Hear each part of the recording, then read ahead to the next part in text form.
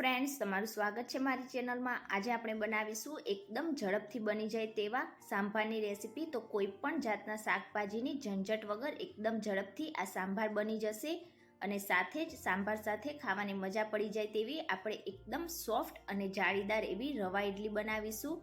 તો આ રવા ઇડલી તમે આ સાંભાર સાથે ખાશો તો બહુ જ ટેસ્ટી લાગશે અને એકદમ ઝડપથી બનીને પણ તૈયાર થઈ જશે। તો ચાલો બનાવીએ। રેસીપી સારી લાગે તો વિડીયોને લાઇક કરજો, વધારેમાં વધારે શેર કરજો અને હજી સુધી જો તમે ચેનલને સબસ્ક્રાઇબ ના કરી હોય તો સબસ્ક્રાઇબ કરીને બાજુમાં રહેલા બેલ આઇકનને પ્રેસ કરજો, એટલે નવી નવી રેસીપીના નોટિફિકેશન આવશે। તો ચાલો બનાવીએ। તો હવે સૌથી પહેલાં તો આપણે રવા ઇડલી માટેનું બેટર બનાવીને તૈયાર કરીશું। તો તેના માટે મિક્સિંગ બાઉલમાં 1 કપ ઝીણો રવો ઉમેરી દઈશું। તો અહીંયા ઇડલી બનાવવા માટે જે તમારે ઝીણો રવો આવે તેનો જ ઉપયોગ કરવાનો છે। અને હવે 1 કપ રવાની સામે આપણે અડધા કપ જેટલું દહીં ઉમેરી દઈશું। તો તમારા દહીંમાં વધારે પડતા પાણીનો ભાગ ના હોય એવું તમારે દહીં લેવાનું છે। તો જેટલો તમે રવો લો તેનાથી અડધા માપનું દહીં લેવાનું। હવે તેમાં 1/4 ટીસ્પૂન કે પછી સ્વાદ પ્રમાણે મીઠું ઉમેરી દઈશું અને અહીંયા મેં અડધા કપ જેટલું પાણી લીધું છે। તો હવે તેમાં ઉમેરી દઈશું અને એકદમ સારી રીતે મિક્સ કરી દઈશું। તો પહેલાં આપણે આ રીતે અડધા કપ જેટલું પાણી ઉમેરીશું અને ત્યાર પછી બીજું બાકીનું પાણી ઉમેરીશું। તો અહીંયા ફરીથી મેં બીજું અડધા કપ જેટલું પાણી લઈ લીધું છે। તો થોડું થોડું પાણી ઉમેરતા જઈશું અને ઇડલી માટેનું બેટર બનાવીને તૈયાર કરી દઈશું। તો અહીંયા તમારે એકસાથે બધું પાણી નથી ઉમેરી દેવાનું। જો તમારું બેટર એકદમ પાતળું હશે તો તમારી ઇડલી ફૂલશે નહીં। તો આ જ રીતે થોડું થોડું પાણી ઉમેરતા જઈશું અને મિક્સ કરતા જઈશું। તો અહીંયા બેટર બનાવવામાં મેં ટોટલી 1 કપ જેટલા પાણીનો યુઝ કર્યો છે અને બેટરની કન્સિસ્ટન્સી તમે જોઈ શકો છો આ જ માપનું તમારે રાખવાનું છે, એકદમ પાતળું ના થઈ જાય એ વાતનું ખાસ ધ્યાન રાખવાનું। તો હવે તેને ઢાંકીને 15 થી 20 મિનિટ માટે રેસ્ટ આપી દઈશું। ત્યાં સુધી આપણે સ્ટીમરમાં પાણી ગરમ કરવા માટે રાખી દઈશું। અને હવે અહીંયા મેં આ રીતે ઇડલીના મોલ્ડની 2 પ્લેટ લઈ લીધી છે। તો હવે બધા મોલ્ડમાં આપણે આ રીતે થોડું થોડું તેલ ઉમેરીશું અને પ્લેટને એકદમ સારી રીતે ગ્રીસ કરી લઈશું, એટલે જ્યારે આપણે ઇડલીને ડિમોલ્ડ કરીશું ત્યારે તે એકદમ આસાનીથી ડિમોલ્ડ થઈ જશે। તો બિલકુલ આ જ રીતે આપણે બંને મોલ્ડની પ્લેટને એકદમ સારી રીતે તેલથી ગ્રીસ કરી લઈશું। તો અહીંયા મેં બિલકુલ આ જ રીતે બંને પ્લેટને તેલથી એકદમ સારી રીતે ગ્રીસ કરી લીધી છે। હવે તેને સાઈડ ઉપર રાખીશું અને આપણે બેટર ચેક કરી લઈશું અને એકવાર આ રીતે આપણે બેટરને એકદમ સારી રીતે મિક્સ કરી લઈશું। તો અહીંયા તમે જોઈ શકો છો આપણો રવો એકદમ સરસ રીતે ફૂલી ગયો છે। તો બેટર તમારું આ જ રીતનું હોવું જોઈએ। હવે તેમાં 1 ટીસ્પૂન જેટલો ઈનો ફ્રૂટ સોલ્ટ ઉમેરી દઈશું અને એકદમ સારી રીતે એક જ ડાયરેક્શનમાં મિક્સ કરી દઈશું। તો ઈનો ફ્રૂટ સોલ્ટ ઉમેરીશું એટલે આપણું બેટર એકદમ સરસ રીતે ફૂલી જશે, તમે જોઈ શકો છો। તો ઈનો ઉમેર્યા પછી તમારે બેટરને વધારે પડતો રેસ્ટ નથી આપવાનો, તરત જ આપણે તેમાંથી ઇડલી બનાવી લઈશું। તો અહીંયા તમે જોઈ શકો છો આપણું બેટર એકદમ સરસ રીતે ફૂલી ગયું છે અને બેટરની કન્સિસ્ટન્સી તમે જોઈ શકો છો। તો આ જ રીતનું તમારું બેટર હોવું જોઈએ। તો હવે આપણે જે મોલ્ડને તેલથી ગ્રીસ કરીને રાખેલું તેમાં 2 ટેબલ સ્પૂન જેટલું બેટર ઉમેરતા જઈશું। તો અહીંયા તમે નાની કે મોટી જે માપની ઇડલી બનાવવા માંગતા હોય એ માપનું તમે બેટર ઉમેરી શકો છો, પણ આ રીતે બેટર ઉમેર્યા પછી જ્યારે આપણે તેને સ્ટીમ કરીશું ત્યારે ઇડલી તેની સાઇઝ કરતાં થોડીક ડબલ ફૂલશે, એટલે તમારે થોડીક એવી સ્પેસ રાખવાની। તો બધા મોલ્ડમાં આપણે આ રીતે 2 ટેબલ સ્પૂન જેટલું બેટર ઉમેરી દઈશું।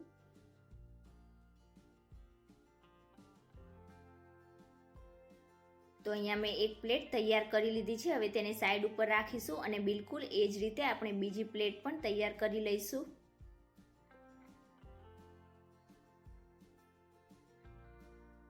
તો અહીંયા બંને પ્લેટમાં મેં આ રીતે બેટર ઉમેરીને તૈયાર કરી લીધું છે અને હવે 5 મિનિટ પછી આપણું પાણી પણ એકદમ સરસ રીતે ગરમ થઈ ગયું છે।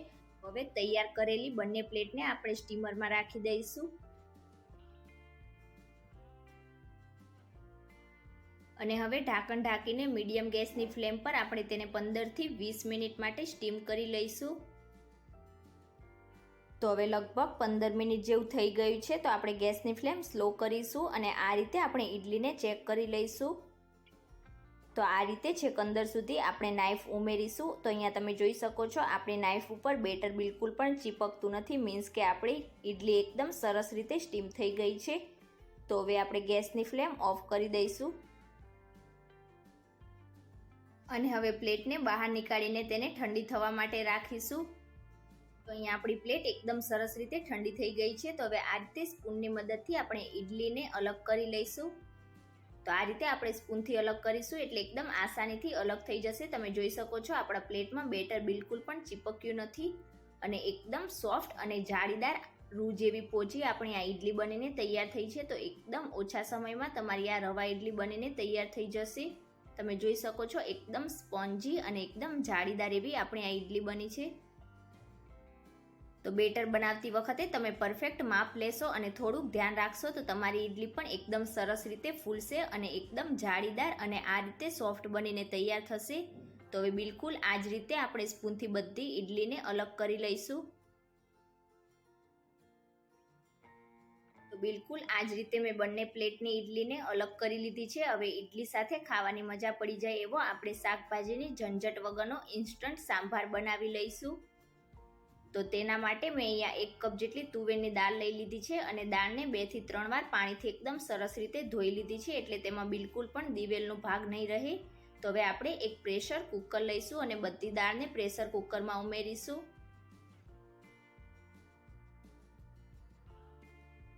અને હવે તેમાં 2 ગ્લાસ જેટલું પાણી ઉમેરીશું. અડધી ટીસ્પૂન કે પછી સ્વાદ પ્રમાણે મીઠું ઉમેરીશું. અડધી ટીસ્પૂન જેટલી હળદર ઉમેરીશું અને બધી વસ્તુને એકદમ સારી રીતે મિક્સ કરી લઈશું. અને હવે પ્રેશર કુકરનું ઢાંકણ ઢાંકીને મીડિયમ ગેસની ફ્લેમ પર 3 વિસલ કરી લઈશું. તો મેં અહીંયા મીડિયમ ગેસની ફ્લેમ પર 3 વિસલ કરી લીધી છે. તો હવે ઢાંકણ ખોલીને આપણે દાળને ચેક કરીશું. તો અહીંયા તમે જોઈ શકો છો આપણી દાળ એકદમ સરસ રીતે બફાઈ ગઈ છે. તો હવે ફરીથી તેમાં 2 ગ્લાસ જેટલું પાણી ઉમેરીશું કે પછી તમારે સાંભાર જાડો કે પાતળો જે રીતનો જોઈતો હોય તમે પાણી એ રીતે ઉમેરી શકો છો.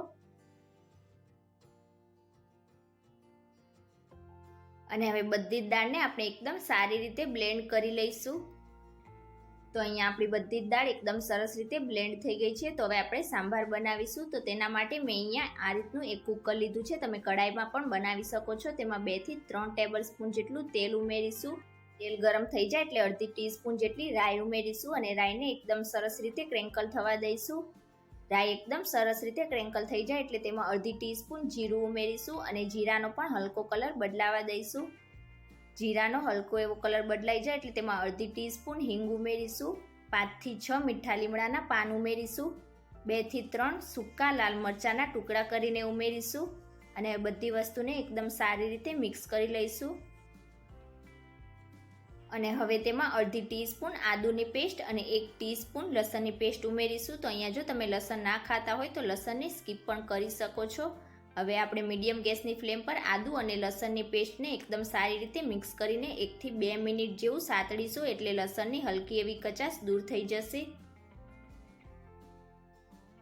આદુ લસણ એકદમ સારી રીતે સતળાઈ જાય એટલે હવે તેમાં 2 મીડિયમ સાઇઝની ડુંગળીને આ રીતે લાંબી સ્લાઇસમાં કટ કરીને ઉમેરી દઈશું. તો અહીંયા તમે ડુંગળીને એકદમ ઝીણી ઝીણી કટ કરીને ઉમેરવા માંગતા હોય તો એ રીતે પણ ઉમેરી શકાય. મિક્સ કરી દઈશું એકદમ સારી રીતે અને ડુંગળીનો હલકો કલર બદલાય ત્યાં સુધી ડુંગળીને સાતળીશું.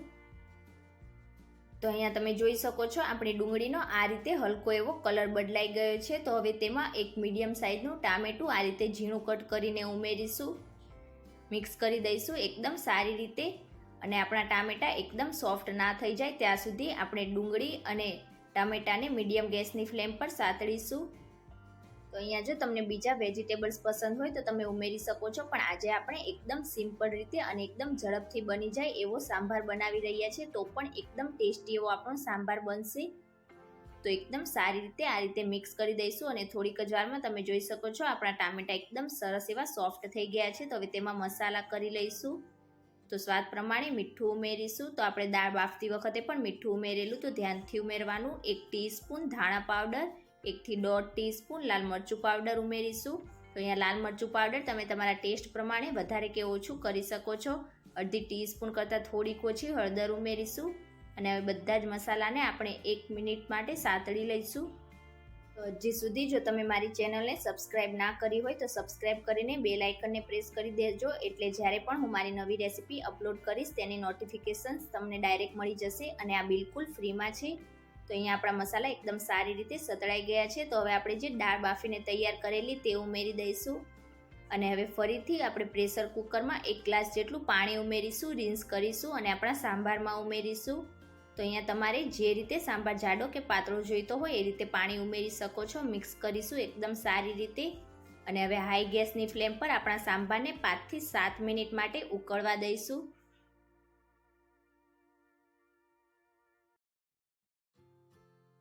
અને આ રીતે આપણે વચ્ચે વચ્ચે સાંભારને મિક્સ પણ કરતા જઈશું, એટલે તે તળિયે બિલકુલ પણ બેસી નહીં જાય.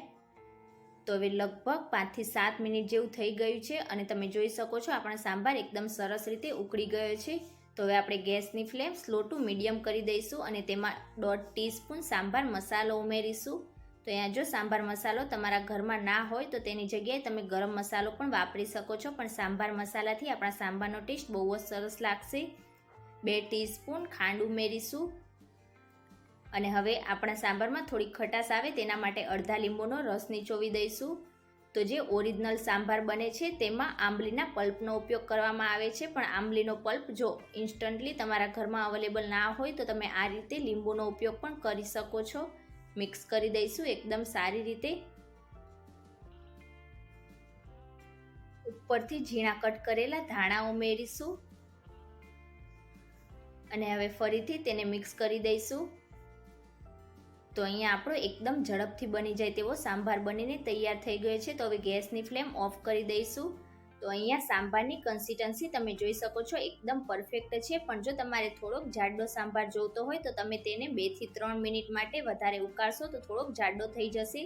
પણ ઇડલી માટે આટલી કન્સિસ્ટન્સી સાંભારની એકદમ પરફેક્ટ છે, તમે જોઈ શકો છો. તો આ રીતે તમે સાંભાર બનાવશો તો એકદમ ઝડપથી બનીને પણ તૈયાર થઈ જશે અને ખાવામાં પણ બહુ જ ટેસ્ટી લાગશે. તો હવે ગરમા ગરમ ઇડલી સાથે આપણે ગરમા ગરમ સાંભારને સર્વ કરી દઈશું.